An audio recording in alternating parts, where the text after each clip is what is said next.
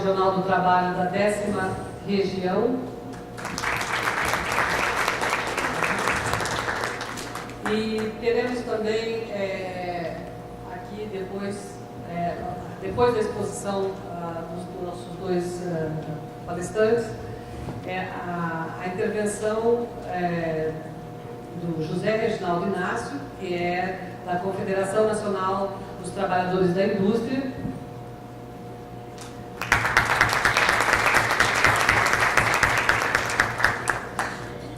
Luiz Ribeiro, do Sindicato dos Trabalhadores da Universidade de São Paulo. Everson Tardelli, do Sindicato dos Eletricitários do Sul de Minas.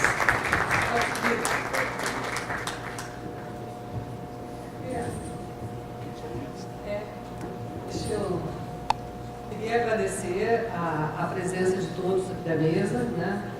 O professor Giovanni Alves é nosso parceiro, né, nesse projeto, desses seminários que eu tinha mencionado aqui anteriormente. É o fundador da RET, da Rede de Estudos do Trabalho, né, que também apoia esse evento.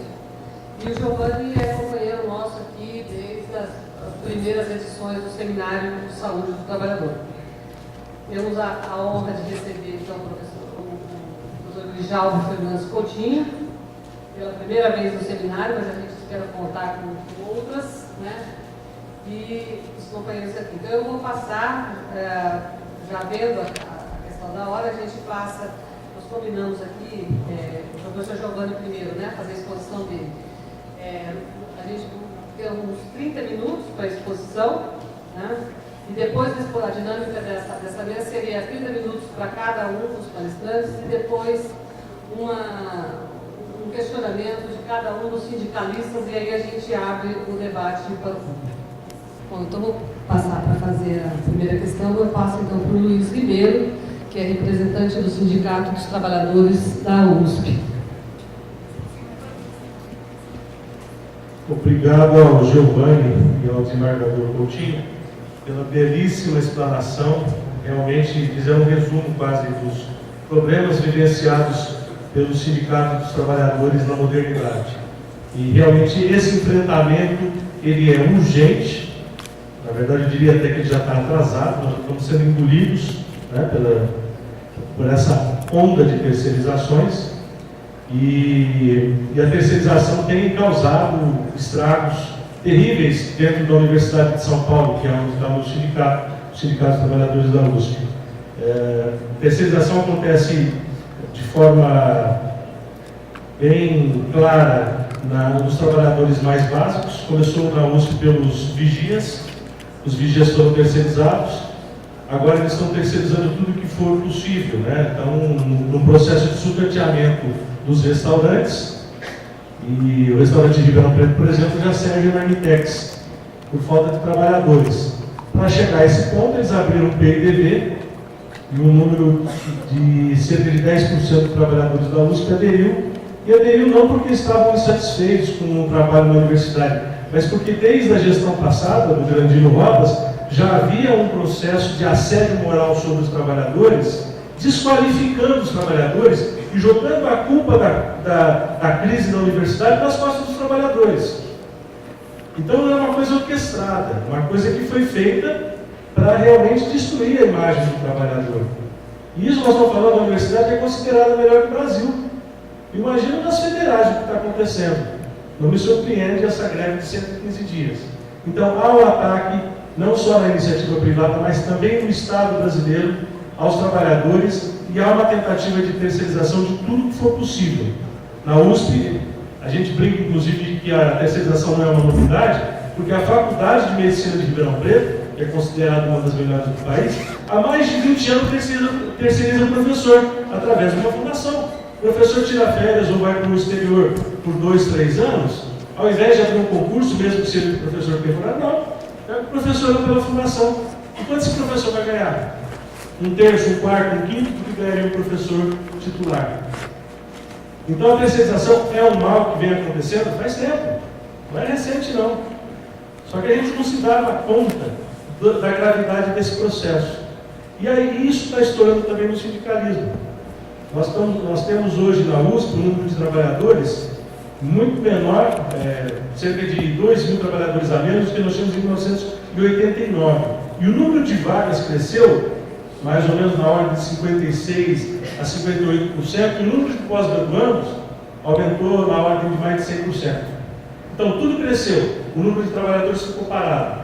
Algumas áreas foram terceirizadas, mas setores como, por exemplo, a biblioteca, é o mesmo número de trabalhadores há décadas. Há mais de 2 décadas, posso dizer. Isso causa o quê? Sobrecarga, doenças ocupacionais, aposentadoria precoce e daqui a pouco terceirização. Então esse é o processo de destruição que está sendo feito dentro da USP. Acredito que é o mesmo processo na Unesp, acredito que o mesmo processo está ocorrendo na Unicamp. Porque parece que é um modelo de governo, um modelo de gestão, de terceirizar o que for possível. E isso tem um grande apoio da mídia. Ontem, por exemplo, Folha de São Paulo comparando o quanto custa uma refeição terceirizada e quanto custa uma refeição produzida por um trabalhador da USP.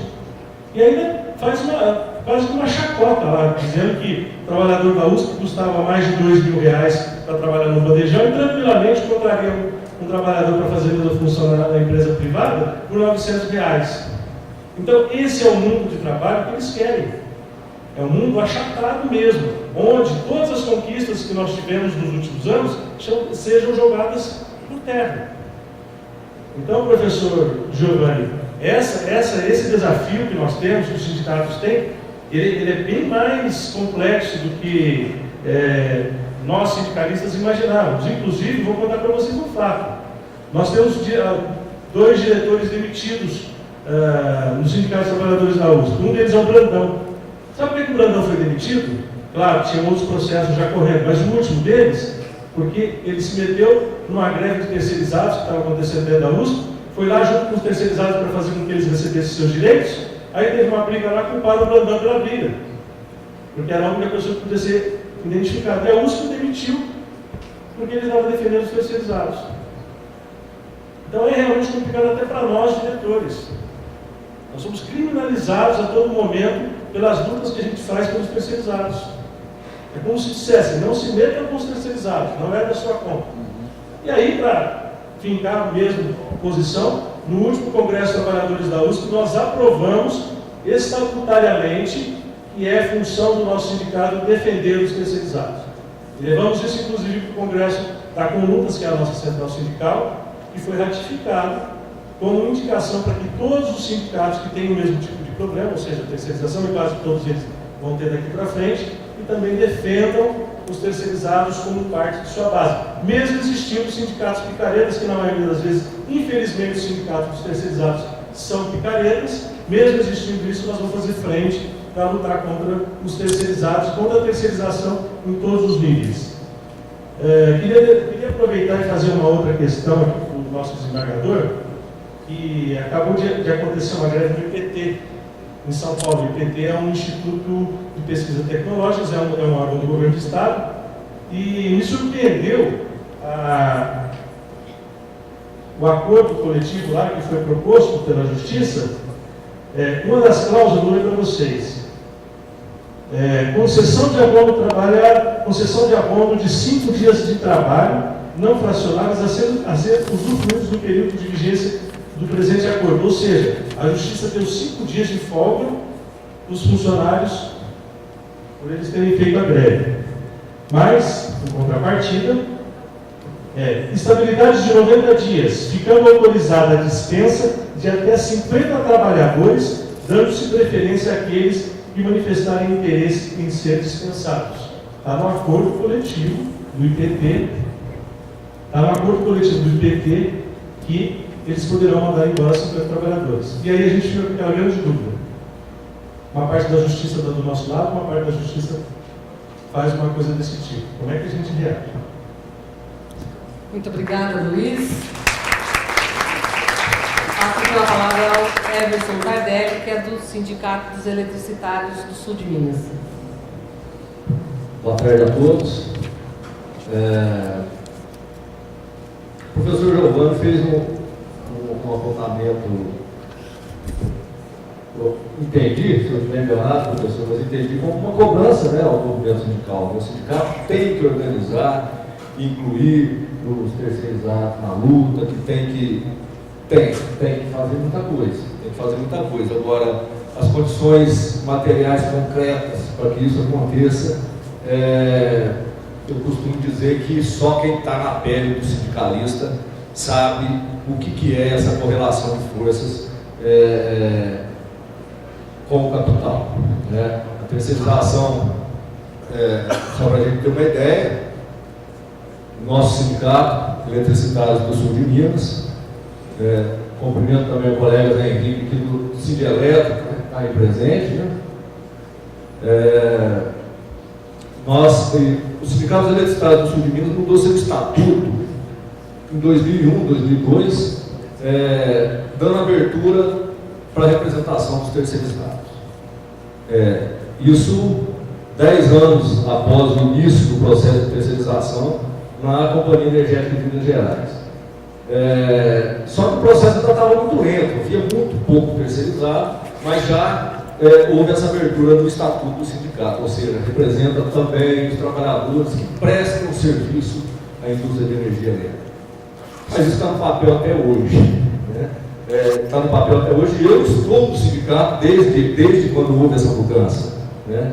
E a gente não consegue. Não consegue por quê? Porque a terceirização, como bem colocou o desembargador Lijal, ela tem muito mais do que a essência só da relação capital-trabalho, ela tem uma componente política muito forte de fragmentação mesmo do sindicalismo. Né? A título de exemplo e de captura, eu não sei se eu uso o termo certo, professor Giovanni, captura da subjetividade, né, do trabalhador, mas assim, a primeira atividade que a Companhia Energética começou a terceirizar foi a atividade de corte e religação, né? Mas especialmente o corte de energia do consumidor que não paga a conta. E quando a empresa anunciou esse processo de terceirização, por mais que os sindicatos se posicionassem contrários, os trabalhadores acharam uma maravilha. Esse trabalho de ir lá cortar energia do consumidor e sofrer ameaças, inclusive ameaça de morte, eu não quero fazer mais não, deixa de terceirizar. Então o sindicato, nesse momento, como representante dos trabalhadores, se vê numa situação em que não há como lutar contra esse processo de terceirização. E aí, até mesmo por conta da concordância dos trabalhadores. Né? E isso foi se aprofundando, e ontem o professor Souto Maior não quis falar, mas ele soltou rapidamente a questão da PLR. Né? De fato, compra-se a terceirização, especialmente no nosso caso, ela foi muitas vezes comprada com PLRs gordas, PLRs das maiores que se distribuem no país. Foi o que aconteceu em Minas. Né? Então, assim, no momento que o sindicato ia para a Assembleia, você tem que ser contra a terceirização, vamos para a greve, o trabalhador vai fazer, mas isso vai diminuir a minha PLR. Né? E, de fato, o sindicato não consegue, lembrando... Expliquei o que é uma PLR, muita gente não sabe. PLR é a participação dos lucros e resultados da empresa, para quem não conhece o termo. Né? Então, assim, são muitas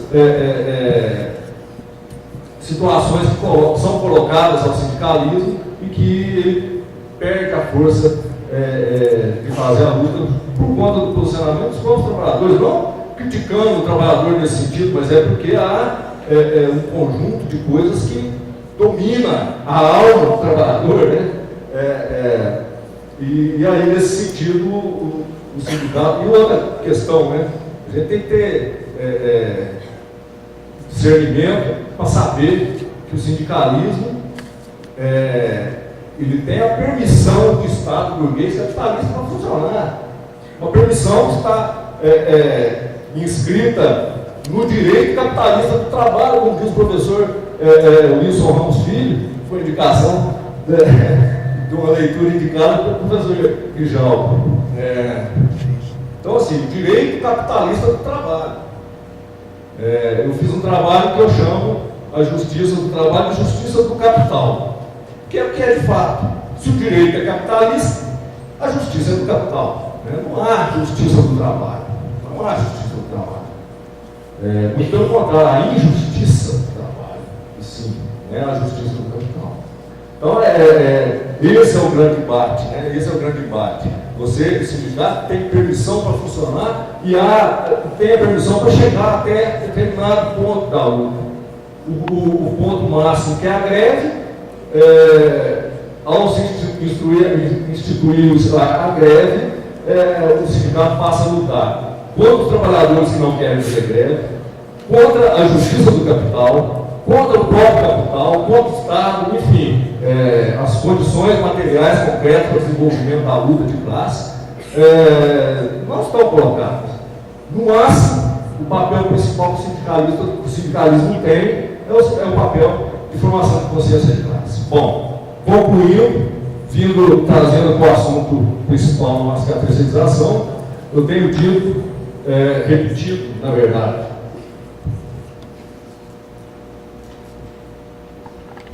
palavras do Engels, em que ele dizia que quando a sociedade põe centenas ou milhares de trabalhadores numa condição tal em que a morte é a consequência inevitável dessa condição social, o que essa sociedade comete é assassinato.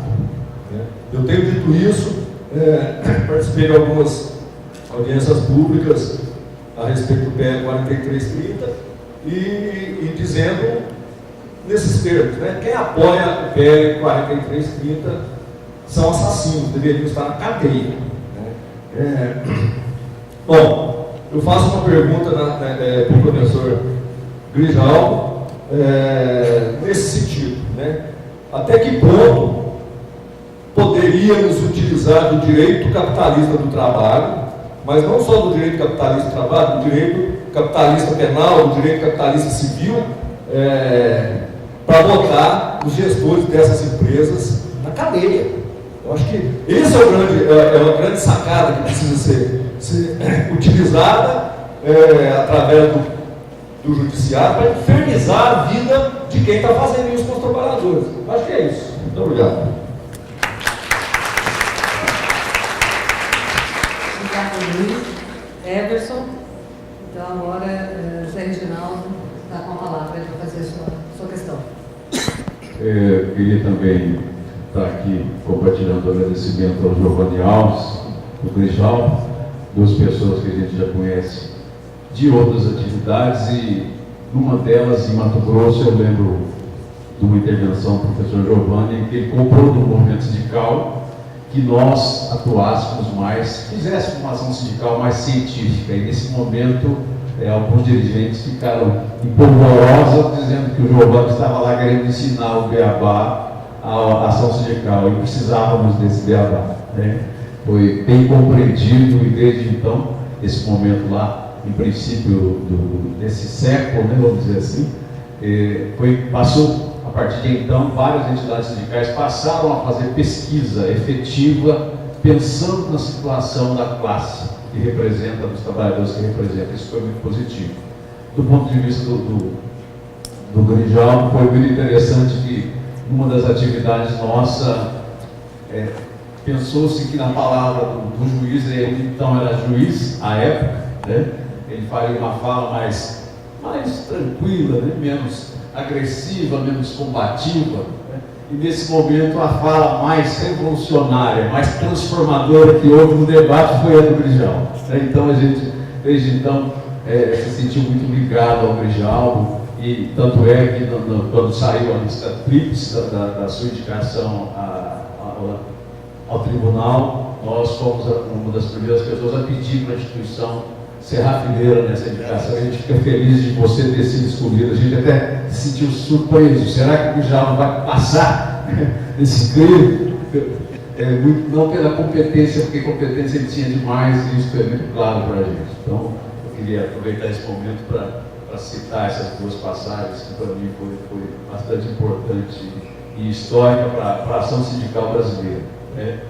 Mas eu queria, ontem a gente comentava, e hoje eu recebi uma informação, eu comentava com a Marta Freitas, com o Everson, que não sei se vocês sabem, mas é possível que o deputado está cotado para ser o novo ministro da Saúde do Brasil, o deputado federal lá de Minas Gerais, Leonardo Quintão, né?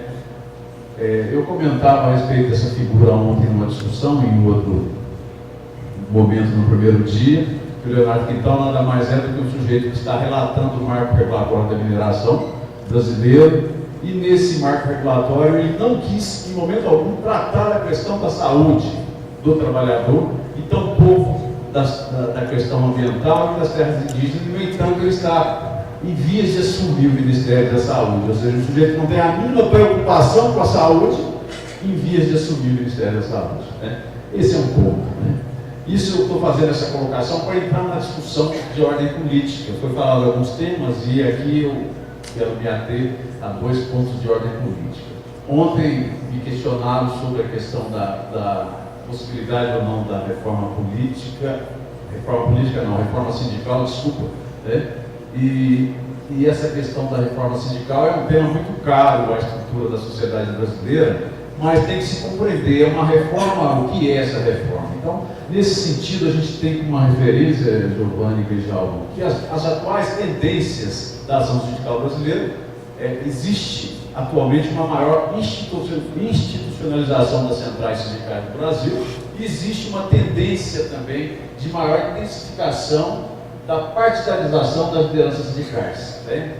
Esse impacto disso, né? O que isso afeta? Afeta ou não essa questão que está acontecendo no país hoje do ponto de vista da organicidade, da estruturação da luta de classe, representa ou não avanços ou recuos para efetivamente tratarmos da precarização da relação capital-trabalho. E um outro ponto importante, ontem também nos questionaram sobre essa questão e essa preocupação da reforma política, e nesse sentido, o atual Congresso Nacional está estimulando para que ele discuta uma reforma política. Esse atual Congresso Nacional será importante para garantir avanços para a luta de classe, para organizar de fato a força da ação sindical brasileira. São 2 pontos que eu acho que seria importante vocês falarem a respeito. Essa Câmara que tem como o sujeito mais honesto que o Paulinho da Força Sindical conhece, o Eduardo Cunha à sua frente, o Renan Galheiros e um conjunto, literalmente o Congresso desde o golpe militar é o mais, vamos dizer assim, o mais atrelado à direita da história recente. Será que esse Congresso está apto a discutir a reforma sindical pensando na melhoria das condições de vida da classe trabalhadora? São esses 2 apontamentos para não fugir da discussão aqui proposta da intervenção atual desse momento, do movimento sindical na luta em defesa da saúde do trabalhador. Ok. Muito bem, Reginaldo, que é também nosso companheiro aqui na organização, no apoio desse evento, né? Desde o início do seminário, nós estamos tido mesas que são bastante instigantes, né? O assunto é bastante importante, urgente de ser discutido, é o tema principal do seminário, que é a terceirização, né? É uma questão candente, como costuma dizer o Giovanni, e tem tido uma participação muito grande do público. Eu estou aqui fazendo o papel de ficar controlando o tempo, tanto dos expositores como do público. Muitas vezes... Responsabilidade penal daqueles que matam com a terceirização. Embora a gente saiba que no mundo real vai ser muito difícil responsabilizar. O mundo real, nós sabemos qual é o mundo real. Mas isso não significa que os trabalhadores não devem ter essa plataforma de luta democrático-burguesa, para ser travada no dia a dia. Ao Reginaldo, o meu agradecimento público pelo convite para falar na CNTI, ao apoio manifestado. Podemos ter diferenças, é natural que tenhamos aqui uma diferença ou outra, mas acho que estamos todos no mesmo campo, no campo da luta pela justiça social. Isso é que nos une, que é importante, o compromisso com a justiça social, né? Então, nós vamos estar sempre nesse tipo de mesa para fazer exatamente a luta da contra-hegemonia. por uma sociedade que nos marcos burgueses seja democrática, no mínimo nos marcos burgueses. A partidarização das lideranças sindicais, não vou. Depois a Laís fala sobre as minhas desculpas que eu já pedi e apenas as reitero. O teleatendimento, nexo de causalidade, tem pesquisas, é um drama, a violência é imensa contra especialmente as mulheres do telemarketing. Tem uma pesquisadora da UNB, professora Renata Queiroz Dutra, que desenvolveu, tem lá o livro dela, lá no final deve estar lá, do outro lado da linha, que é um livro que eu indico para revelar o que a Justiça do Trabalho pode fazer nesse sentido. A Justiça do Trabalho está desenvolvendo um programa extra-autos, fora dos autos, ou seja, no dia a dia, para conscientizar, chamado Trabalho Seguro. É um programa do Tribunal Superior do Trabalho e é um programa que tem sido implementado por vários colegas comprometidos. Não sei se isso é suficiente, Laís.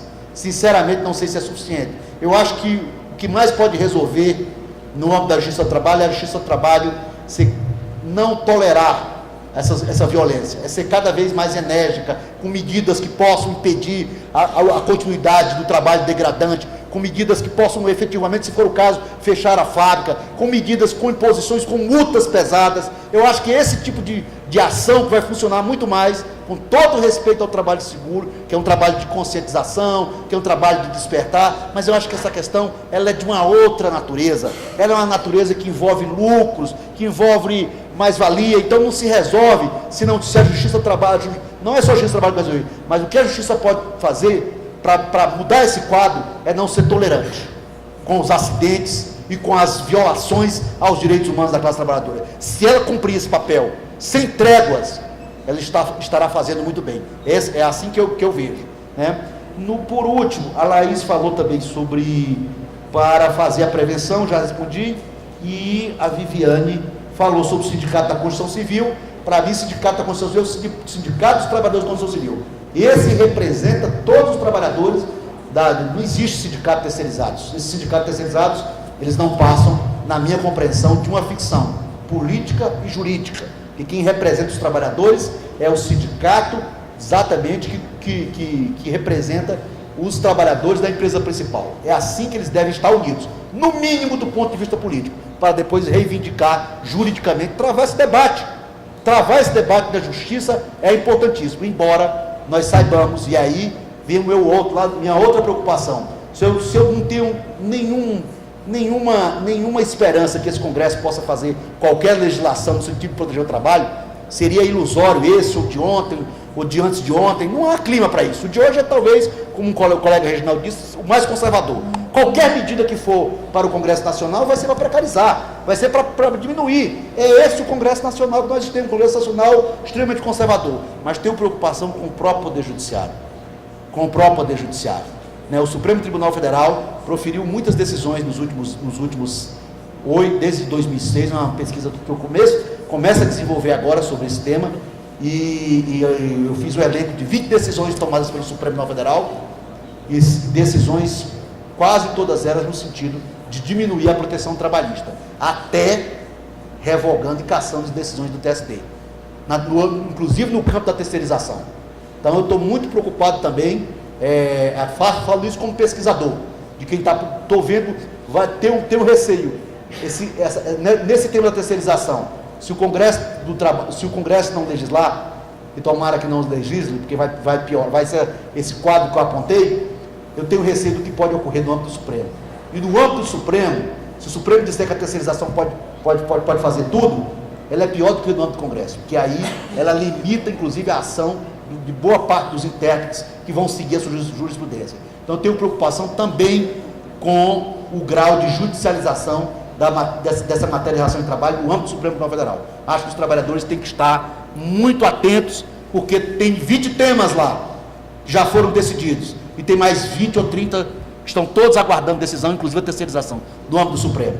Respeita-se o Supremo, diz que o juiz não pode criticar a decisão dos outros. Não estou criticando, estou fazendo uma avaliação política, constatando de que várias decisões do Supremo, FGTS, lei de recuperação e falência, diminuir os direitos trabalhistas, prazo prescricional do FGTS, terceirização em call center, tem 20. Eu tenho um elenco de 20 decisões que diminui o direito de trabalho. Então, eu também me preocupo. E por isso que eu sei que vocês aqui, da área das ciências sociais, da sociologia, do serviço social, da psicologia, têm uma grande contribuição. Nós estamos falando de algo que vocês todos conhecem muito bem, que é a terceirização. Nós estamos falando de algo que é o que mais impacta no mundo do trabalho hoje na atualidade. E é aquilo que pode trazer um dano, não diria irreversível, porque as relações sociais não são irreversíveis. Mas nós estamos diante de um quadro, pelo menos momentâneo, de grande retrocesso social nesse campo. E nada impacta mais as relações de trabalho dentro do sistema capitalista do que a terceirização. Eu, como operador do direito, há 27 anos, há 24 anos, quase 24 na magistratura, 3 como servidor, sempre com concurso público. Eu, analisando os processos do dia a dia, vejo muitas formas de precarização, mas não consigo vislumbrar nenhuma tão contundente e tão perversa quanto a terceirização. Essa é o suprassumo da precarização do trabalho. Então, vocês estão discutindo, sei que vocês têm preocupações com grandes temas, e esse tema deve ser focado sobre o âmbito das ciências sociais, que é que as ciências sociais podem resolver. Nós estamos diante de um drama, e a nossa união, os nossos esforços, estudos e a nossa crítica é fundamental para tentar reverter, mas não só reverter, tentar eliminar esse mal que se chama terceirização. Muito obrigado. Desculpe pelo tempo. Não tem nada disso não. Eu acho que as suas colocações aqui estão sendo extremamente importantes. E então agora, Giovanni, complemento que nós vamos Michel, você não falou do teu livro, cara. Você lançou um livro agora, não foi? Terceirização, a máquina de moer gente trabalhadora, LTR. Lançou agora em 2015. Isso. Você não falou, olha, ele é tão tímido. Todo riscado. Mas eu estou falando, eu não sei se tem aqui, mas é um livro que Já acabou, vale a acabou. pena. Acabou ali. acabei, não comprei. É um clássico nessa área, porque tem esse espírito aí de uma combatividade para ressaltar um tema que é fundamental. E é isso mesmo, eu concordo com você, né? Não é um tema entre outros. É um tema porque a partir daí você desmancha o mundo do trabalho organizado, que tem um valor fundamental até de resistir. Agora, como disse o filósofo Jean Paul Sartre, né? O importante não é aquilo que fazem de nós, mas o que nós mesmos fazemos do que os outros fizeram de nós.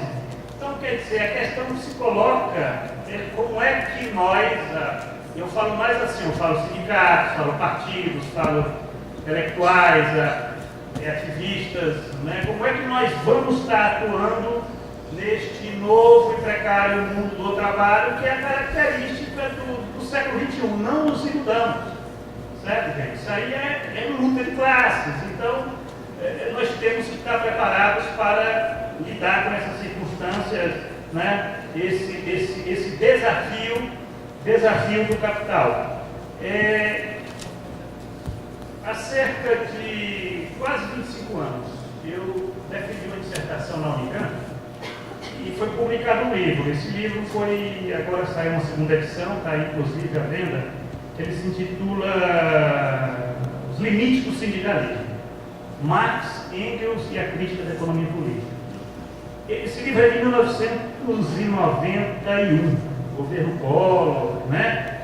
Aquele cenário nada otimista, né? Quem viveu aqueles anos duros ali sabe que a gente imagina, lá fora caiu a União Soviética, a ideologia da globalização, o fim da história, estava aqui Collor, né? Depois Itamar, e a reestruturação produtiva pegando e tal. Quer dizer, era um cenário, eu diria, né, muito pessimista, e eu fiz uma reflexão para pensar exatamente nessa questão, né, de que você tem limites, os sindicalismos eles têm limites, isso que o Luiz colocou é verdade.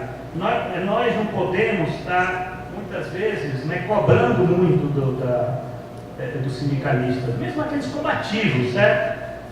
Porque se você tem sindicalistas, e aqui estão presentes aqui na mesa, né, são sindicalistas que eles fazem parte de uma minoria, né, mas é uma minoria importante, né, que combate, né, que organiza, que tem uma percepção crítica, que enfim, certo? mas o sindicalismo, a forma sindicato, ela é limitada para lidar com a voracidade do capital. Isso aí já é uma constatação histórica, científica, né? Karl Marx e Friedrich Engels foram críticos do sindicalismo. Críticos no sentido, porque eles reconheceram o valor do sindicalismo, é claro que é um valor, é uma instituição importante para a defesa, né? A defesa do salário, a defesa do emprego, né? Impedir que o capital, ele, na sua voracidade, né? Ele degrade moral e fisicamente a classe trabalhadora. Então, sindicato é importante, né? Sindicato que luta é importante porque ele tem essa característica de estar defendendo, né, o valor da força de trabalho, que é mercadoria nesse mundo do capital. Agora, é claro que ele tem limites, porque diante de uma ofensiva do capital, né, você articula outros elementos que aí a ação política, ela passa a ser uma ação decisiva. Por exemplo, a questão da redução da jornada de trabalho. Isso que o Grijalvo falou, certo? Que é uma grande bandeira, desde a primeira internacional, né? Marx colocava lá a importância, escreveu sobre isso lá em Salário, Preço e Lucro, né? Sobre a importância da luta pela redução da jornada de trabalho, né? Para que o trabalhador não se transforme meramente, né, numa máquina de produzir mais-valia, né? Quer dizer, essa luta pela redução da jornada de trabalho é uma luta política, é uma luta que tem que se transformar numa lei no parlamento, certo? Não é uma luta meramente que se faz por uma categoria, né, específica. Então, quer dizer, eu diria que hoje, mais do que nunca, né, se coloca a necessidade de nós articularmos lutas sindicais com lutas políticas, como caracterizou, de um certo modo, o movimento sindical desde a sua origem, né, o sindicalismo industrial, né? Por quê? Porque isso, quando você coloca numa lei, né, você cria de fato um obstáculo e você generaliza aquela conquista. Agora, essa é a maior dificuldade. É a maior dificuldade porque você tem uma crise do sindicalismo. No caso do Brasil, você tem um fenômeno interessante. Estava conversando agora com o Zé Reginaldo Inácio e ele me passou dados impressionantes, quer dizer, que aprofundam mais a miséria do sindicalismo no Brasil. Ele falou, gente, que de 24 de julho de 2014 para 7 de julho de 2015 foram criados mais 300 sindicatos, 22 federações e 3 confederações. Quer dizer, se fragmentou mais uma estrutura sindical que ela já é, né, historicamente fragmentária, né? E outro detalhe, hein? Todas essas criações, né, meramente para garantir a representação que as centrais sindicais têm, para que elas possam ter acesso ao fundo público, né, que garante lá alguns milhões de reais para as centrais sindicais. Quer dizer, hoje você tem um movimento sindical assim, pelo menos, né, no governo Lula e Dilma, é um movimento sindical que eles institucionalizou, o governo reconheceu as centrais sindicais, né? Só que na medida que reconheceu as centrais sindicais, é como se as centrais sindicais elas passassem hoje a ser os verdadeiros atores desta barganha sindical, esvaziando de um certo modo todas aquelas lutas que se dá na base, né? Você tem um movimento de inversão daquilo que ocorreu nos anos 80. Nos anos 80 você tinha uma explosão do sindicalismo, que era um sindicalismo que se dava pelas bases até para enfrentar todo um peleguismo, certo? As oposições sindicais, elas tinham um caráter de estar fazendo a crítica da estrutura sindical, né? E isso era um movimento pela base, né? Então, na década de 2000 você tem uma inversão. Você tem, é claro, um avanço, que é importante, nós não podemos deixar de reconhecer a importância do reconhecimento das centrais sindicais, mas, ao mesmo tempo, você tem vamos dizer, uma alienação das bases de uma série de questões que as centrais discutem lá nas suas articulações, né, com o governo federal ou com os patrões. Quer dizer, isso é muito preocupante, porque se fragmenta, você institucionaliza. Outra coisa, outra tendência que foi indicada, a partidarização, na verdade. Né? Quer dizer, isso é uma antessala para a correção de DCE, porque se você já cúpula já está partidarizada, você já vai começar a partidarizar a base, e aí você vai fragmentar mais politicamente. Então, quer dizer, o sindicalismo hoje, ele de fato tem muitos entraves. No plano institucional, no plano material, por conta dessa ofensiva de cidade, com a restauração produtiva. A terceirização é um movimento efetivo, eu diria, não nos iludamos, eu acredito que até 2018 ela vai, essa lei da terceirização deve passar, né? Quer dizer, eu duvido, isso aí é uma pressão muito grande, tanto no Congresso como no Judiciário. Certo? A questão é o que é que nós vamos fazer com isso? Não é o fim do mundo. Não é o fim do mundo. Os sindicatos, os trabalhadores, eles vão para um novo patamar de luta de classe e vão aprender a enfrentar, porque a história é isso. A história ela mostra que nós aprendemos também com essa luta. Então, veja bem, as questões colocadas pelo Luiz, pelo Tardelli, o Tardelli colocou uma questão interessante, a questão da justiça do capital. Mas eu queria dizer o seguinte, gente, o capital é uma contradição viva. Né? Ele é uma contradição viva porque, veja bem, na justiça do trabalho tudo bem, na justiça do capital eu concordo. É claro, né? No mundo do capital, como é que uma justiça pode ser uma justiça do trabalho? Mas a questão que se coloca é que para alguns trabalhadores, né, que às vezes não têm sindicato, não são organizados, tal, certo? Aquilo que está na CLT, aquilo que está no direito, às vezes a justiça do trabalho ela dá uma cobertura importante.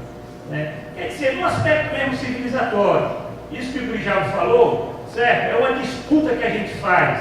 Nós vivemos na época da barbárie social. Eu sempre digo, olha, lembrai-vos daquilo que o Mesaros falou, barbárie se tivermos sorte. Estamos tendo sorte até agora. Né? Porque o contrato da barbárie é o extermínio. Certo? Não está garantido que nós não vamos. Né? Se esse sistema prosseguir aí, é o extermínio da espécie. Agora, a barbárie social, ela é essa temporalidade histórica que nos coloca a necessidade de nós estarmos calibrando a luta de classes. Você sabe aquela coisa de você estar calibrando? Você para um carro assim no posto, você calibra o pneu, porque você sabe que o terreno agora vai ser brabo, certo? Então, nós temos que estar calibrando intelectualmente, moralmente, politicamente, né, a nossa percepção, a necessidade de alianças, certo? Alianças para se fazer política com aliança. Estava lendo agora mesmo um post aqui no Facebook, né? Porque o Facebook também qualquer idiota coloca comentário. Né? Mas alguém de esquerda, né, que se diz de esquerda, militante lá que sabe que é revolucionário, dizendo que o PT é inimigo de classe. Né? Quer dizer, é uma percepção totalmente enviesada do que está em disputa. Certo? Eu não vou dizer também que é um partido revolucionário, mas a gente tem que entender que nós temos que estar constituindo alianças amplas para amarrar essa corrosão dos direitos, certo? Esse avanço da direita, esse avanço do fascismo, certo? Essas possibilidades concretas que estão se dando por um capitalismo que está, né, quer dizer, com a crise estrutural do capital. Aí entra a questão do INAF aqui, que eu acho que eu já comentei alguma coisa referente à ação sindical. Quer dizer, a ação sindical ela tem que estar cada vez mais enquanto com a ação política. Né? Sindicalismo tem que fazer ação política, tem que fazer pressão no Congresso, tem que organizar as massas, tem que ir para as ruas, certo? Tem que unificar com vários outros movimentos sociais, MTST, MST, né? A juventude, as mulheres, os negros. Quer dizer, enfim, gente, o Brasil tem essa força, certo? Essas energias de massas. Quando a gente menos espera, a gente vê que as ruas se enchem, certo? É um país que não está paralisado. Ele está vivendo uma crise econômica, que é uma crise política, um governo acuado, perplexo e, vamos dizer, desastrado. Né? Mas o fato é que a gente tem que estar numa perspectiva de intervenção crítica, inclusive na rua, tá? É só para concluir, a questão da Laís é o seguinte, eu tenho um conceito que eu desenvolvo nesse último livro, Trabalho e Desenvolvimentismo, que é o conceito de degradação da pessoa humana de trabalho. Certo? Eu acho que a gente tem que resgatar essa categoria para pensar as formas da precarização do trabalho. A precarização do trabalho não é só uma precarização salarial. Né? Não é só a precarização das condições salariais, do emprego, do salário, né? Daquilo que muitas vezes a gente olha só o local do trabalho. Mas a gente tem que olhar, que é isso que o Grijal falou, né? Quer dizer, o que é há por trás da terceirização? Né? Você tem a vida, você tem a vida pessoal, você tem a pessoa humana que é descontada em todas as suas dimensões de pessoa humana. Eu estou trabalhando muito com essa categoria de pessoa que trabalha, porque o nosso grande desafio é lutar contra o estranhamento, que na perspectiva lucasiana é a degradação da personalidade humana. Eu acho que é isso que o capital está fazendo. As misérias espirituais, as misérias pessoais, as pessoas que desperdiçam, dos sindicatos sapateiros aqui de Franca. Esse seminário começou com eles, o sindicato que fez a primeira e segunda edição. Na terceira edição eu estava fazendo minha tese de doutorado. Na indústria de calçados, eles me ajudaram muito e me chamaram para colaborar. Intervenções que eu acho que os sindicatos podem dar apoio, a universidade, as organizações, nessa luta, nessa longa caminhada, nessa era do gelo, que é animal, porque isso é uma era do gelo, mas só não assistiu os filmes da vida. Seminário. Obrigado.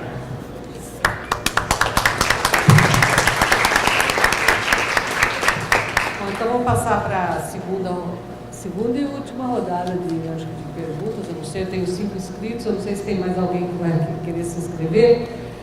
Chiquinho, Diego, Adriana, Tomás e Ronaldo. Acho que... o Antônio. Desculpa, Antônio. Chiquinho aqui. 2 perguntas, uma para o Giovanni Grijando, que é o seguinte: Giovanni, você utiliza, o Giovanni é um pouco mais novo que eu, alguns dias só, e ele utiliza esse conceito de acumulação de Então, o Antônio é aquele que vai me falar. Eu continuo utilizando o velho conceito de acumulação primitiva, que é do Sindicato Sabateiro. que acho que a expoliação é a acumulação primitiva moderna, mas é a acumulação primitiva do fundo. E eu queria que a partir daí você analisasse uma coqueluche que está se dando na maior parte das nossas universidades públicas, que vai na direção de um lado da terceirização e da acumulação primitiva, que é o empreendedorismo, que virou disciplina em quase todos os cursos, porque prepara o aluno para virar PJ, Empreendedorismo. quando se formar, ou criar sua própria empresa. E ao criar sua própria empresa, ela vai falir, porque 95% das pequenas empresas falem no primeiro ano, e vai se construir aquilo que ele conseguiu amealhar da família para construir a empresa, vai ser expropriado ou pelo banco ou pela grande empresa. Então, eu gostaria que você falasse dessa questão. Michel, eu queria saber, como seus colegas da Justiça do Trabalho vão dar conta de uma nova que eu descobri agora recentemente no campo, uma novidade, que é um eufemismo. Quer dizer, por conta do brilhante trabalho feito pela Pastoral do Migrante e pelos artigos da Moraes, eu modestamente também fui na mesma onda, de mostrar que o pagamento por produção é lesivo aos trabalhadores, porque causa morbidade, causa morte dos trabalhadores da cana.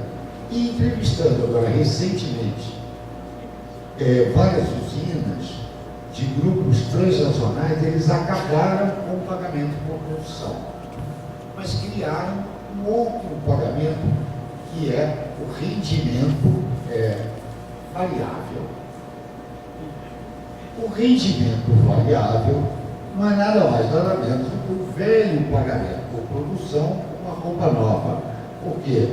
Porque, além do salário básico, o trabalhador poderá receber o rendimento adicional se cumprir metas. Metas essas que são metas variáveis e que levam em consideração 3 coisas: produtividade, faltas, absenteísmo e ter produzido além da meta estipulada. E leva em consideração disciplina também, um 4º elemento importante. Só os trabalhadores disciplinados terão direito a essa remuneração variável. Eu quero ver quando é que, porque os promotores públicos aceitaram a questão do pagamento por produção como lesivo aos trabalhadores. Entraram com ações. Vários juízes aceitaram a tese e acabaram com o pagamento de produção. Essa coisa foi para o TST, já passou para o Tribunal Regional de Campinas. Está no TST, mas agora os dinheiros não pagam mais a produção, pagam por essa coisa nova. Eu queria ver como é que vocês tratam isso. Ok, obrigada, Chiquinho. Gente, eu só vou pedir para serem mais objetivos nas questões, porque nós temos 25 minutos para fazer as questões e as respostas. Dividido o tempo nosso aí. Boa tarde a todos, meu nome é Diego. A minha questão ela versa em relação à terceirização e o ajuste fiscal. Minha questão: o que é central hoje para se discutir no Brasil? A terceirização ou o ajuste fiscal? Essa é a questão. Minha posição: o ajuste fiscal ele tem em sua natureza a necessidade de redução de direitos e de condições, consequentemente, condições de vida das pessoas. A terceirização tem por natureza a redução de custos e de condições da vida das pessoas. O que é central para se discutir no Brasil? Penso o ajuste fiscal. Se negarmos essa questão do ajuste fiscal e desviarmos dela, não estaríamos, como o professor Alden Júlio, lá da Paraíba, o professor aposentado da Sociologia, disse, nos negando a entender os sinais do tempo presente, que gritam, né, por serem ouvidos. Então, acho que o ajuste fiscal está gritando a todo momento e a gente está desviando desse debate. Ok, obrigada, Diego. Adriana. Adriana. Eu gostaria de parabenizar a mesa, né? Foi muito bom me solidarizar. Desculpa, ser presente. Eu tenho uma questão, porque ontem o professor Souto Maior, né, ele lançou uma ideia de que a terceirização já acabou, já era. E apresentou isso como uma força motivadora, eu entendi, para enfrentar a situação, organizar aí a partir das discussões do grande fórum, em que a gente pudesse, né? E hoje, o professor Djalma colocou diversas vezes na fala dele que a terceirização é um fenômeno perverso, né? E se ela é um fenômeno perverso, eu acho que tem indivíduos aí que se sujeitam e que portam um discurso ideológico em nome dessa perversidade, né? Porque eu não estou querendo individualizar a questão, longe disso, acho que é uma questão de classe que está aí posta, mas tem indivíduos que se tornam sujeitos e são porta-voz dessa terceirização, né? Quem operacionaliza a perversidade é perverso, né? Assim eu entendo. Então, eu acho que está na hora, a gente passou muito tempo, e eu acho que a professora Graça ontem colocou, né, são mais de 20 anos que a gente tem aí de estudos, né, sobre os efeitos deletérios da terceirização. Me parece, eu sei que tem iniciativas aí sobre a questão, o professor mesmo que já colocou, e o professor Alves também, que a gente tem que começar a prestar atenção nessa operacionalização institucional, né, da terceirização. Isso eu acho que é o momento. E não mais colocar de forma binária o problema entre trabalhador e empresário, né? Assim, os sindicatos agora começam a querer se desresponsabilizar de uma situação que, na verdade, não é só deles, né? Então, e a gente termina isentando de responsabilidade os operadores do direito que estão aí, legitimando, sim, a terceirização, esse fenômeno perverso que está aí. Então, talvez seja o caso da gente aceitar a provocação da professora Graça de ontem e criar um fórum, porque esses sujeitos, eles têm nome, sobrenome e têm representação de classe. Ninguém aqui vai advogar nenhum discurso da terceirização, da legitimação da terceirização, sem estar vinculado, sem estar afiliado a algum movimento, a alguma organização. E não só ficar mais naquele velho discurso que eu tenho ouvido alguns companheiros lá no norte do país, inclusive pedindo desculpa. Né? Nós já sabemos, nós somos arroz de terceira mesmo, não tem jeito. Né? Isso eu acho complicado. Colocar hoje a culpa nos sindicatos. Eu acho que os sindicatos, sim, tem omissões em diversas questões. Mas eu acho que tem uma coisa aí que a gente tem que começar a pensar. Porque se a gente não pensa assim, a gente coloca a terceirização como o outro, como aquele que ninguém pode, ninguém controla, como se não tivesse indivíduo e sujeito por trás. É uma questão para a gente se pensar. Ok, obrigada, Adriana. Tomás. E Antônio. Professor? Tomás e o Antônio. Muito bem. Eu sou Tomás, professor de Geografia da Unesp, presidente do Antônio é DEM. do Sindicato Sapateiros. Eu não tenho nenhuma discordância, quero cumprimentar todos que fizeram a mesa, mas eu gostaria de fazer um pedido de 2 comentários, ou na verdade, 2 comentários e um pedido. O primeiro pedido é que a gente inclua nesse rol de barbárie, acho que 2 aspectos importantes que fazem parte da conjuntura que nós estamos vivendo e, infelizmente, há um represamento que desdobra do que eu vou dizer para vocês, para fazer um pedido, que poderão ser os próximos a compor, os próximos trabalhadores a comporem esse mundo precarizado, absurdamente precarizado da terceirização. Eu me refiro ao layoff e ao pacto do pleno emprego. Então, o que eu quero dizer é que a sociedade que nós vivemos, isso já foi falado aqui 200 vezes, ela se compõe de uma estrutura metabólica avassaladora de controle, e os sindicatos fazem parte disso, assim como todos nós fazemos parte. Né? Então, o que eu acho que é importante aqui pensar é que vem de uma mão, pela via dos sindicatos, o layoff, que é absolutamente precarizante, e o pacto do pleno emprego. Então, Grijal, se você pudesse ajudar a gente a pensar um pouco, né? Porque o pacto do pleno emprego, ele prescreve, inclusive, usar dinheiro do FAT, para poder repor as perdas. Então, o outro pedido que eu queria fazer, juntando com o comentário, é que os aprendizados que, não somente essa mesa, mas todas as outras que nós já participamos desse evento, estão enriquecendo demais os nossos conhecimentos e estão energizando os nossos posicionamentos. Então, o que eu queria fazer um pedido para todos é que a gente efetivamente saia desse evento em condições de materializar para nós mesmos, ou a partir de nós, aquilo que nós estamos defendendo que a sociedade tem que se mobilizar.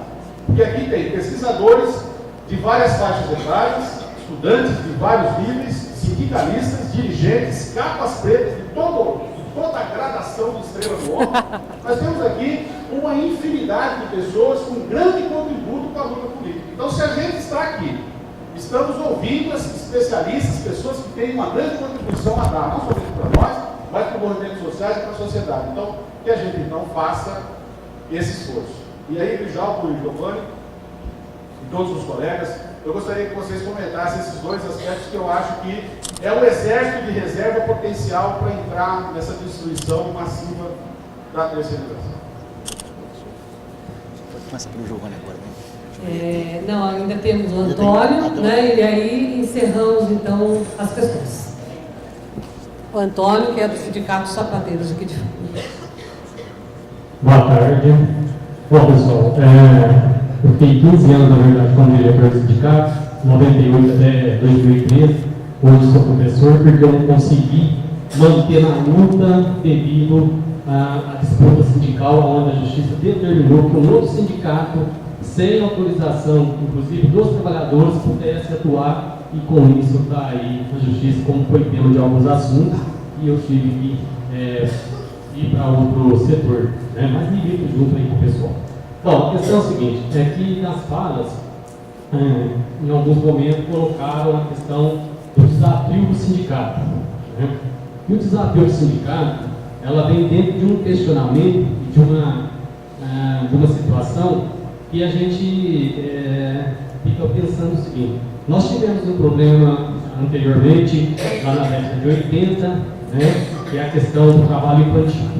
O Sindicato Sapateiro da Paz da Anchieta denunciou o trabalho infantil, fomos para a Justiça do Trabalho, e na Justiça do Trabalho tivemos que assinar um TARC lá, porque não poderia determinar que crianças não poderiam trabalhar. Então, onde a nossa posição era, a criança tinha que estar na escola. Inclusive esse era o lema: criança tem que estar na escola, criança tem que brincar. Depois veio a terceirização perene. Mais uma vez começamos a combater a terceirização, mais uma vez fomos parar na Justiça do Trabalho, mais uma vez o TAC, é o termo de ajuste e conduta. Então as lutas do sindicato, elas sempre, quando falam em limitação, nós temos certa limitação, mas que essas limitações não são do próprio corpo nem da própria projeção, e sim por uma risca judiciária que nós temos que passar e que a gente não consegue avançar porque somos, inclusive, limitados, né, até um certo ponto. E a questão que vem aqui nos colocar é o seguinte: a pergunta aqui é mais específica aqui para o desembargador do Bejalvo, né, e também Giovanni, e a mesa, lógico, se quiser fazer suas colocações. Como o sindicato pode avançar se ele tem uma limitação, inclusive judiciária, aonde determina que o TAC tem que estar sendo assinado a todo momento. E podemos colocar aqui como Calçado Samel, nos últimos momentos aí, fechou a empresa com mais de 1.000 trabalhadores, criou pequenas empresas onde hoje ela produz mais de 8.000 pares, e os trabalhadores ficaram mais de 2 anos para receber os seus direitos, e o dinheiro do trabalhador, que era direito dele, ela investiu nas pequenas empresas para poder continuar produzindo. E mais uma vez tem o TAC para poder permitido pela Justiça. Mais uma vez tem o TAC para poder fazer o termo de ajuste de conduta. E uma situação: as empresas, para poderem assinar o TAC, ela tem que ir e procurar, né, o coordenador lá do TAC, o desembargador, tudo. Se ela não assinar o TAC, ela não precisa de cumprir aquilo que a gente fez na denúncia. Então nós tivemos vários problemas na terceirização, onde nós denunciamos nas empresas periféricas aqui da região, que foi para as outras cidades, mas que na hora que ia para a Justiça do Trabalho, chegava lá e falava: não, essa aqui não assinou o TAC, não tem como a gente acionar. Então é uma situação que parece que o sindicato é limitado, mas não pelas suas próprias forças, e sim por outras forças do qual faz com que ele fique limitado. Então a pergunta é: quais são os desafios do sindicato perante a essa limitação, vamos dizer, forçada dentro de uma situação que hoje também surgiu, né, o TAC? Ok, então. Giovanni começa? Giovanni quer começar a responder? Bom, eu começaria aqui com uma questão levantada pelo Chiquinho, que eu acho que é uma questão importante, é uma questão teórica, né? E veja bem, no Capital, o Marx, ele intitula lá o capítulo lá, a chamada acumulação primitiva. Parece que Adam Smith ele ia fazer referência a isso, mas a chamada acumulação primitiva, certo? A acumulação primitiva é a acumulação por expoliação, né? Acumulação originária. Ela de fato é parte do próprio desenvolvimento do sistema. Ele está na gênese e no desenvolvimento do sistema, porque fazendo os devidos paralelismos, o capitalismo ele é como uma pessoa neurótica. Ele se desenvolve, mas ele tem um lastro inconsciente com a sua gênese. É como se tivesse um trauma primitivo que o persegue, né, durante toda a sua existência. Aqui me desculpa aí o marxista, mas eu flerto com o freudismo, aí eu posso estar especulando assim. Mas vamos pensar nesses termos. O desenvolvimento do capitalismo, ele articula, sim, exploração com expoliação. Né? Ele articula o arcaico com o moderno. E o Brasil é um país que isso aí é, eu diria, a nossa particularidade, né, de identificação capitalista. Isso é parte da nossa história. Né? Um país que, né, de capitalismo hipertardio, dependente, de extração escravista colonial, né? Só esse traço aí de nós sermos, né, termos na nossa história, né, de vida, civilização brasileira, esse traço aí do escravismo, no país moderno, porque nós estávamos inseridos sim nos circuitos, né, de produção de mercadorias desde o século XVI.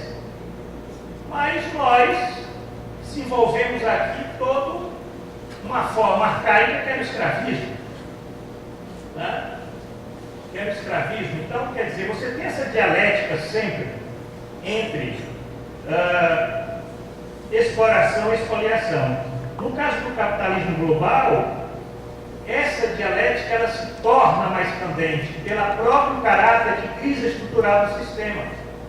É como se fossem algumas passagens do desenvolvimento da pessoa, certos traumas eles se manifestassem mesmo como fenômenos, vamos dizer, até impeditivos para a realização das possibilidades. Aí, digamos assim, no caso do sistema social, possibilidades civilizatórias. Hoje, então, nós estamos vendo um sistema que ele, além de articular a exploração, ele articula a exploração, a expoliação, inclusive, com o desenvolvimento das formas degradadas, sim, da dignidade da pessoa humana. Né? A questão do trabalho infantil, a questão do trabalho análogo à escravidão, a questão do tráfico de pessoas, de órgãos. Quer dizer, você tem algo que, de um certo modo, você diz, olha, isso é parte de uma civilização que ela não conseguiu, de um certo modo, se desvencilhar das suas origens, porque a origem do capitalismo é uma origem onde você percebe o saque. O que é que foi a colonização da América? O que é que os espanhóis e os portugueses fizeram na América? Vamos ler um pouco de história. Gente, aquilo dali foi o primeiro genocídio da história da humanidade que os espanhóis fizeram na América do Sul. O que os portugueses fizeram no Brasil, uma coisa que a gente nem computa. E, aliás, todo esse ouro que foi saqueado aqui foi que alimentou a Revolução Industrial. É uma coisa curiosa, que às vezes, olha só, como nós, de um certo modo, nos integramos na origem de um sistema que está nos desintegrando enquanto projeto civilizatório. Quer dizer, é o retorno do primitivo. Mas aqui não vou continuar, não. O Eloni já está me olhando assim como um cara, pô, agora vai devagar, porque Marx e Freud aí tem limites também, né? Mas bom, Chiquinho, gostei da pergunta, eu acho que é por aí mesmo. Eu acho que essa categoria é uma categoria fascinante para investigar a nossa particularidade capitalista. O Brasil tem esse traço, né? A gente tem que ver que nós somos um país do futuro. E o futuro é isso, né? E essa é uma barbárie social, mas é fabuloso, porque é que as contradições são candentes e dilacerantes ao ponto final. Outra questão, já finalizando aqui, sem querer, só metendo um pouco a colher aí na questão colocada pelo Chiquinho do salário por peça. O Marx tem um capítulo no Capital que chama salário por peça. O salário por peça, ele é a matriz categorial de todas essas inovações, como remuneração flexível, né, remuneração por produção, que o Marx naquela época, por que ele dedicou um capítulo ao salário por peça?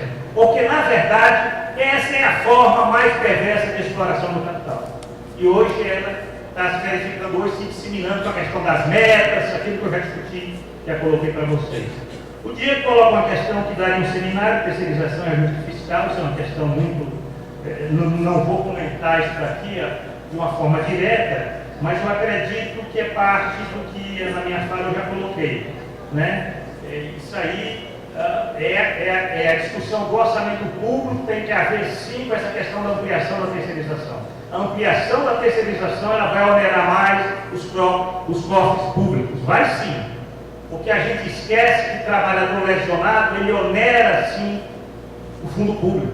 Claro que onera, a gente esquece isso dos cálculos lá, como é que se onera, certo? Quer dizer, a Previdência Social, quer dizer, a gente não se cobra isso das empresas. As empresas são máquinas de moer gente, certo? E o resto quem paga é a sociedade. Né? E depois eu fico dizendo que, quer dizer, se oculta esses laços perversos entre a precarização salarial e a terceirização em sua forma superior, certo? E isso que eu considero fundamental, que é exatamente o desmonte do fundo público. Porque sem fundo público, você não tem um Estado capaz de garantir direitos, programas sociais, transferência de renda, certo? Vocês imaginem que a disputa vai ser brava. Né? A questão colocada pelo Tomás é uma questão importante, tal, layoff, PPE e tal, mas aqui eu já tenho uma leitura do seguinte aspecto. Eu sou comunista, eu faço política no mundo real. Política tem que lidar com ela mais próximo da corrente. Quer dizer, o que é que vamos fazer com esses trabalhadores que estão numa crise econômica, né, que estão ameaçados do desemprego? Né?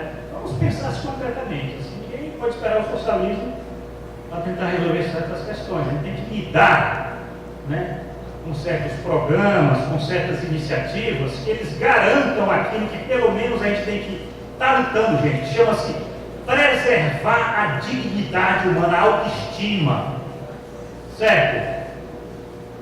Porque não se faz revoluções com miseráveis. Se fizesse revoluções com miseráveis, a Índia já seria socialista há muito tempo. Tem uma parte da esquerda que pensa quanto pior, melhor. Eu bato cabeça com esse pessoal, onde eu dou palestra, o pessoal sai, fica furioso, porque às vezes eu dou nome aos bois, o pessoal não gosta, mas temos que fazer essa disputa ideológica e política, gente. Não tem essa história de quanto pior, melhor. Quanto pior, pior. O que a gente tem é que ter cuidado é uma coisa, não se iludir. Essa é a grande questão, não se iludir. Saber fazer aliança, se tem que se aliar com o inimigo de classe, se alia. Mas não se iludir, estamos fazendo aliança com o inimigo de classe. É uma questão da transição, é uma questão do acúmulo de forças, de um projeto, de preservar um projeto democrático popular. Temos que avançar, temos que acumular forças. Isso é um processo longo, gente. Força social, política institucional, cultural, quer dizer. Então é não se iludir, é não achar que PPL, IOF, isso aí pronto, está resolvido. Não achar que Bolsa Família, que minha casa, minha vida, luz para todos. Fala em pleno emprego, esses programas que não sociais funcionou, que já não deu certo, que já faliu. Mas eu acho que, não achar que políticas sociais é a solução, não. Mas pode ser uma grande oportunidade para nós fazermos uma política radical, na perspectiva de a lei, disputar o orçamento, disputar o poder, e amanhã sim nós estamos implementando um programa socialista que aí passa pela expropriação dos expropriadores. Mas isso é outra história. A questão é que a gente tem que ter essa clareza para fazer política. Porque quem faz política no mundo da lua não faz política, e a direita ocupa espaço e a gente não consegue avançar. Certo? Então eu acho que é isso. Me desculpa a fala política, mas nós estamos vivendo uma grande luta de classe lá fora, e a gente tem que ter essa clareza para falar não ao golpe, né? Porque isso daí é o mundo real. E estudar para que a gente não se iluda e saiba como é que a gente vamos estar construindo esses elos da corrente de uma política assim, revolucionária, certo? Que a gente consiga discernir, né? Ter a perspicácia de saber ir além daquilo que é dado, né? Inclusive no tocante ao desenvolvimentismo, certo? Em 2018 nós temos uma frente democrática popular reforçada, unida, com clareza, para dar prosseguimento a um neodesenvolvimentismo de outro tipo, capaz de nós sim, aí sim, fazer um enfrentamento do orçamento público e ampliarmos e darmos um salto de qualidade na construção de um país, eu diria, mais justo. Obrigado.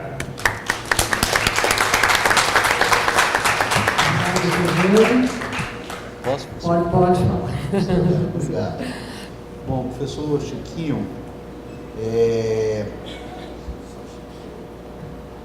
pelo menos chegou ao meu conhecimento de uma decisão do TRT-15 proibindo o trabalho por produção, mas para aquilo que é considerado um trabalho exaustivo, corte de cana, né, e tudo mais. E tem recurso do Tribunal Superior do Trabalho. Eu confesso que essa discussão é muito incipiente na Justiça do Trabalho. Não tem jurisprudência, não tem essa decisão que é isolada. Eu concordo inteiramente que, na verdade, deveria se proibir o trabalho por produção em qualquer atividade, porque é geradora de adoecimento, de mortes, mutilações, não há nenhuma dúvida de que está associado. E aí você teria fundamentos constitucionais. A lei ordinária não proíbe, efetivamente, mas você teria que partir da dignidade da pessoa humana, um certo de princípios constitucionais. Mas eu confesso que essa discussão é incipiente, ela não ganhou corpo na Justiça do Trabalho ainda, não tem ainda um acúmulo. Eu espero que esse debate seja travado e que seja levado ao conhecimento dos sindicatos, do Ministério Público, para que possam provocar a Justiça do Trabalho e realizar debates como esse. Então eu não apostaria, professor Chiquinho, que já está decidido, que está liquidado. É um caso isolado, embora eu concorde inteiramente e concordo até para além do trabalho considerado exaustivo em qualquer atividade. Mas para isso a gente vai precisar construir, vai precisar consolidar e precisar provocar o Poder Judiciário de forma intensa. Tá? Então estamos longe aí, lamentavelmente, não estamos longe de construir uma jurisprudência sólida no sentido de proibir o trabalho por produção, o trabalho por meta. Estamos longe disso, lamentavelmente, estamos longe. Depois vem o Diego com terceirização e ajuste fiscal. Qual é a prioridade? Acho que o professor Giovanni respondeu. São coisas que se complementam. Eu não sei, o professor Giovanni é um cientista político, portanto, tem consegue projetar, consegue vislumbrar quadro com muito maior clareza do que eu. Eu não sei se o ajuste fiscal já está dentro dessa lógica, porque a terceirização, efetivamente, ela vai arrebentar, em primeiro lugar, com o trabalhador, vai arrebentar com as finanças públicas, com os gastos com acidentes de trabalho, com o sistema de saúde público e tudo mais. Um levantamento da OIT de 2009, documento publicado em 2013, 2009, só os gastos com acidente, a União gastou com os acidentes de trabalho em 2009 mais de 60 bilhões, incluindo o sistema hospitalar e previdência social. Então é um gasto imenso, mas não para aí. Além desses gastos serão intensificados com a terceirização, mas não para aí, porque também tem a arrecadação que será diminuída. Ora, se a terceirização provoca rebaixamento geral das condições de trabalho, a remuneração vai ser muito mais reduzida. Consequentemente, isso tem reflexos sobre a previdência, imposto de renda e todas as contribuições devidas ao governo. O governo tem sido alertado por alguns atores. Olha, já que vocês podem não se preocupar com os trabalhadores, mas o conjunto da sociedade perde aqui do ponto de vista de impacto orçamentário. E eu não sei, o professor Giovanni é cientista político, cientista social, já faz essa leitura de que podem estar tudo associado. Eu acho que, na verdade, eles se complementam na minha visão, de uma outra forma, sem discordar do professor Giovanni, que é tudo no sentido de reduzir o papel do Estado e o papel das políticas sociais. Nesse sentido, o ajuste fiscal agora é a bola da vez, mas logo daqui a pouquinho vai voltar a ter a terceirização. Assim que o ajuste fiscal for implementado, não tardará, acho que não será mais esse ano, por conta do calendário político, da crise, mas derrubando ou não a presidente da República, ou tendo ou não o golpe, a terceirização virá logo. Eu acho que ele faz parte de um grande acordo das elites. As elites estão interessadas em terceirizar tudo. E elas virão com força. E aí esse agente invisível, mercado financeiro, fica nervosinho todo dia, fica nervoso, o dólar sobe, se isso acontece, se vai ter um gasto daqui a lá, daqui a pouquinho vai apontar, se não fizer terceirização, o mercado financeiro vai ficar mais uma vez estressado. Então, para mim, está tudo dentro de uma mesma plataforma. A Adriana faz uma provocação e o questionamento, Adriana está aqui. Está lá. Muito importante. O Sotomayor, eu não ouvi a fala do professor Sotomayor, meu colega de magistratura, eu sei que ele é um crítico profundo, não ouvi, não tive oportunidade, mas para mim nós estamos enfrentando aí um grande debate nesse momento, uma ameaça de uma terceirização mais avassaladora. Agora, a Adriana disse que é preciso identificar os sujeitos, os responsáveis, inclusive o Poder Judiciário. Estou inteiramente de acordo com ela. Aliás, um autor clássico aqui citado hoje já dizia em relação à filosofia, quando ele criticou os filósofos que estavam preocupados só como é que era a sociedade, mas não queriam transformar a sociedade. A filosofia era preciso ir além de transformar a sociedade. Nesse sentido, não basta, né, Adriana, constatar o que é a terceirização, mas quem é que legitima, quem provoca, né? É evidente que não há espaço aqui para a gente começar a fazer análise de quem, mas eu não tenho dúvida. Na minha compreensão, por exemplo, o sindicato, quando respalda a terceirização, há convenções coletivas de sindicatos principais, autorizando a terceirização de determinados setores da empresa. Nesse sentido, não tenho dúvida que o sindicato é responsável. A Justiça do Trabalho, quando autoriza, quem são essas pessoas? Juízes, que também autorizam a terceirização, alagam a terceirização, também tem responsabilidade. O Supremo Tribunal Federal, que muda a decisão de uma hora para outra, para dizer que em tese cabe terceirização atividade fim. Então, tem as instituições, mas tem as pessoas também. O papel, para mim, quem deve cumprir esse papel são os atores, a academia, os sindicatos, os trabalhadores, isso faz parte da democracia. Os juízes são muito contidos para criticar outros juízes, né? Aliás, no voto recente, o presidente do Supremo foi num artigo na Folha de São Paulo, estava falando de um outro caso, de um ministro do Supremo, que fala demais, e fala para defender a direita, o golpe, e ele criticou o Lewandowski, que escreveu na Folha de São Paulo, há uma semana atrás. Ele disse o seguinte: juiz só deve falar nos autos, não sei o quê, não pode criticar a decisão, porque a Lomão proíbe e tudo mais. Eu sei que ele quis até fazer uma crítica a um sujeito que está no Supremo, que é de extrema direita e que, ou seja, todo mundo sabe qual é a linha. Mas, ao mesmo tempo, o discurso utilizado pelo presidente do Supremo foi o pior possível, de que o juiz tem que ficar calado, de que o juiz é o juiz da Lomã, da ditadura militar, só fala nos autos. É evidente que nós queremos evitar os juízes partidários, os juízes envolvidos, que advogam as piores teses possíveis. Agora, a opinião, todo mundo tem que ter. Eu, pelo menos, quando eu faço essa crítica, eu procuro escrever para ser uma crítica, no mínimo uma crítica do ponto de vista embasado num artigo, numa produção científica, como fiz nesse livro de terceirização. Mas eu acho que é papel, sim, e eu critico o Tribunal Superior do Trabalho, critico o Supremo, critico os meus colegas, critico a Justiça, acho também que eu devo ser criticado quando falho também, deveria ser criticado. O Poder Judiciário não pode ser esse poder afastado da crítica. Eu cito um país que não é exemplo para muita coisa, que são os Estados Unidos da América, e não é exemplo de democracia para mim, mas quando a Suprema Corte Americana vai tomar uma decisão sobre racismo, sobre aborto, sobre questões de direitos civis, que são pelos americanos consideradas essas questões de alta relevância, os ministros são criticados, as suas vidas são avaliadas, a porta da Suprema Corte fica abarrotada de pessoas, de pressão. Quando o ministro é indicado para a Suprema Corte, a vida inteira dele é investigado, às vezes com caráter essencialmente moralista, mas é investigado.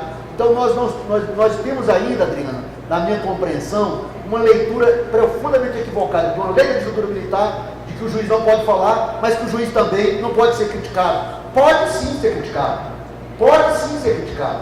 Democracia só se faz com todas as pessoas, todos os poderes constituídos, inclusive identificados nominalmente, possam ser criticados, identificados. Ora, se são juízes do trabalho, se é o Supremo Tribunal Federal, se é o Tribunal Superior do Trabalho, se são ministros X, Y, que estão levando a precarização, eles devem ser criticados. Eu não tenho nenhuma dúvida pelos atores. Os juízes têm algumas amarras. Quando procuram fazem na crítica. O Sotomayor, por exemplo, tem escrito vários manifestos que nós assinamos, eu já assinei vários manifestos, tudo escrito nele, mas concordo com você. Eu também sou daqueles que não falei aqui na minha exposição sobre isso, mas acho que a gente fica muito no vazio quando você não identifica quem é o sujeito. Você não diz quem é o sujeito que está fazendo isso. Que parece que tudo é invisível, que ninguém tem responsabilidade. Eu já fiz esse discurso várias vezes, então eu estou inteiramente de acordo. Se eu merecer a crítica, eu quero ser criticado. Eu já fui por alguma. Por enquanto, só a direita que criticou, ele criticou bravamente. Já recebi artigos, já Olavo de Carvalho, um fascista, já me esculhambou no Globo alguns anos atrás. Então eu, por enquanto, eu tenho a honra de ser criticado pela extrema-direita, por colega de extrema-direita que já me criticou dizendo que eu não poderia ser juiz. Já o Olavo de Carvalho, um fascista, me criticou diversos artigos. Eu tenho a honra de ser criticado, não fui atrás do processo contra nenhum deles. E as mais críticas mais contundentes, eu por enquanto tenho a honra de ser criticado pelos fascistas e não me sinto de nenhuma forma diminuída. Ao contrário, cada vez que um fascista desse me critica, do nível de Olavo de Carvalho, eu sinto que o meu papel está sendo bem cumprido. Eu tenho orgulho disso. No dia que eu vou criticado pela esquerda, por gente ligada aos movimentos sociais, eu vou ficar preocupado. Porque a minha trajetória desde a época de estudante foi exatamente com o movimento estudantil e pela justiça social. Não tenho identificação com o partido político, não posso ter identificação com o partido político e tudo mais, mas tenho sim raiz de natureza social. No dia que eu for criticado por uma decisão, por um comportamento, aí eu vou refletir, levantar a cabeça. Quando a direita vai me criticando, eu me sinto muito confortável, muito tranquilo. Mas acho que aqueles que também destroem o direito do trabalho, eles precisam ser identificados principalmente pelos atores atingidos, pelos trabalhadores, pela academia, porque deve fazer essa crítica. E deve fazer de maneira tranquila. Eu tenho certeza que já mudou um pouquinho. Na época da ditadura militar, se alguém criticasse o juiz, ia para a cadeia. Hoje a coisa já é um pouco diferente. Eu tenho certeza disso. É papel dos senhores. Quanto ao professor Tomás, na sua belíssima abordagem e tudo mais, eu concordo com ele. Só em relação ao pacto do pleno emprego, que eu posso estar completamente atrasado. Até perguntei para o professor aqui, que pacto é esse do pleno emprego? Programa de proteção ao emprego do governo federal. Programa de proteção, eu confesso que aí eu vou ficar devendo, que eu não conheço com efetividade, assim, na sua inteireza, e não li o plano, não conheço, mas o que nós temos concreto são políticas que não resolvem o problema, né? Não resolvem, especialmente nesse campo. Com todo respeito ao professor Giovanni Alves, eu acho que tem as lutas democráticas, mas dependendo do contexto, essa luta, na verdade, pode dependendo do programa, o programa pode ser um programa de cooptação. Se for um programa de cooptação, todos nós estamos contra. Vamos votar contra qualquer tipo de cooptação. Agora, há as bandeiras democráticas burguesas que muitas vezes você tem que fazer, juntar todas as forças democráticas. Sobre a última aqui, o sindicalista Antônio, com muita ênfase, disse em relação ao TAC. Gente, o que é o TAC? É um termo de ajustamento de conduta. A empresa está praticando uma determinada irregularidade. Não está cumprindo o intervalo, por exemplo. Está exigindo metas excessivas. Eu acho que qualquer meta é excessiva, mas lamentavelmente, a jurisprudência entende que só as metas excessivas devem ser colhidas. As metas fazem parte da normalidade, desde que ela não seja excessiva. Essa é a jurisprudência. Tá? Pois bem, e aí a empresa pratica uma irregularidade de forma permanente. O Ministério Público do Trabalho, e não a Justiça, mas o Ministério Público do Trabalho compete fazer a defesa da ordem social. O Ministério Público do Trabalho, normalmente, ele chama a empresa para tentar uma negociação antes de ajuizar uma ação. E aí a empresa se compromete, a partir daquele momento, não repetir a conduta, ou seja, corrigir a partir daquela e fecha esse termo de ajustamento de conduta. Se o termo de ajustamento de conduta não é cumprido, ele vai ser executado na justiça. Mas peraí, só a explicação do sindicalista Antônio. Está aqui, né, Antônio? Só a explicação. O Ministério Público tem legitimidade para fazer isso. Mas os sindicatos não estão obrigados a respeitar o termo de ajustamento de conduta. Os sindicatos podem ir ao Poder Judiciário para questionar o termo de ajustamento de conduta. Podem ir com uma ação civil pública direta para a responsabilidade da empresa. Podem, inclusive, evitar o Poder Judiciário, se quiserem, com os meios políticos disponíveis, greve e outras ações. eu sei que o Ministério Público do Trabalho, a Justiça do Trabalho podem ser até, entre aspas ou sem aspas, condescendentes, porque acabam esquecendo, perdoando as infrações. Eu teve um congresso de que essas irregularidades praticadas, elas não podem ser negociadas. Elas têm que ser, ou seja, não há como negociar sobre esses direitos, com todo respeito ao Ministério Público do Trabalho. A instituição respeitar, mas as irregularidades praticadas, elas precisam sofrer a devida sanção por parte do Poder Judiciário. Então é o seguinte, o TAC, ele pode intimidar, o TAC pode ser importante também, mas isso não anula a ação do sindicato. Agora, o que a Justiça do Trabalho não admite é que você queira executar um TAC que não foi assinado. Aí o que você faz? Ao invés do TAC, entra com a ação civil pública direto.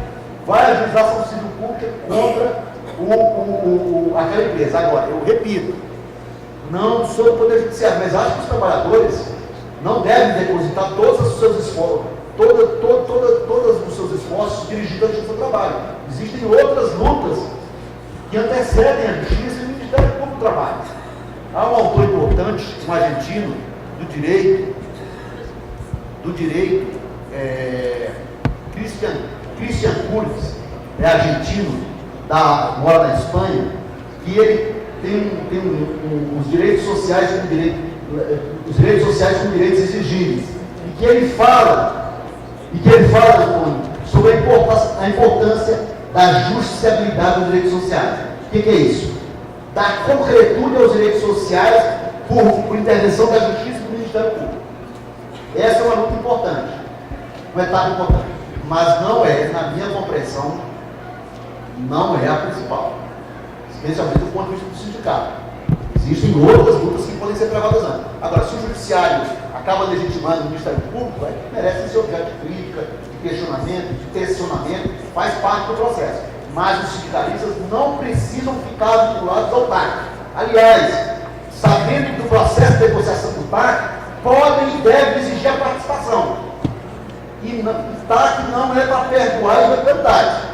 TAC é um compromisso assumido. A natureza do TAC, no fundo, é essa de contemplar, com todo respeito ao Ministério Público do Trabalho. Está previsto em lei, não só para os casos das relações de trabalho, mas o TAC, no fundo, faz parte dessa nossa, professora Elane, dessa nossa suposta cordialidade. Ou seja, por a solução pelo alto que sempre se procurou no Brasil, professor Giovanni Alves. É mais ou menos isso que se faz com o TAC. Vamos perdoar o passado e resolver a partir daqui. Eu não concordo com a natureza do TAC. Eu tenho uma tese escrita sobre tese, que é um enunciado, foi aprovado em um congresso de 2007, que eu digo que o TAC não é perdão. Agora, os sindicatos têm que estar atentos quando esse TAC confirmado, para exigir do Ministério Público também que não fique TAC perdoando o passado. É isso. E aí, as outras lutas, elas precisam se desenvolver. Embora reconheça, então não sou também desconectado da realidade, sempre as dificuldades para se travar em outras lutas. Então se deposita tudo no Poder Judiciário. Tudo no Poder Judiciário. E o Poder Judiciário, muitas vezes, não corresponde às expectativas dos trabalhadores. Outras vezes, não corresponde às expectativas dos empregadores. Mas isso acontece. Então, por isso é que a organização de vocês é importante. E acompanhar o Ministério Público do Trabalho. O Ministério Público do Trabalho, eles mais que a justiça, têm a obrigação, uma das premissas da existência do Ministério Público é a defesa da legislação social e da proteção ao trabalhador. É isso que eu considero. Então, se são firmados TACs nocivos, eles devem ser combatidos na sua raiz. Se eles são firmados, eles devem ser impugnados na justiça do trabalho. Certo? Era isso. Professora Vera, muito obrigado. Desculpe pela ênfase. Agradeço mais a oportunidade de vir a um congresso tão representativo de sindicalistas, professores, trabalhadores, estudantes, de gente que pode sim fazer a diferença na luta, no dia a dia, no local de trabalho, na universidade e nos mais diversos espaços. É para isso que a gente se une, é aquilo que Boaventura de Souza Santos nos chama a atenção, para que a gente pode ter algumas diferenças, mas a nossa luta, nós temos muitos pontos em comum, e a nossa luta nesse momento, nesse congresso específico, é sim, para não permitir o retrocesso social e eliminar a terceirização. Nesse sentido, nós podemos até divergir de algumas táticas ou estratégias, mas nós sabemos bem quem é o inimigo da classe trabalhadora que quer acabar com o direito do trabalho, com esse direito que é ambíguo. Eu não vou falar sobre o direito do trabalho porque ele é muito ambíguo, mas que ele é importante, especialmente no momento desse de retrocesso. Muito obrigado.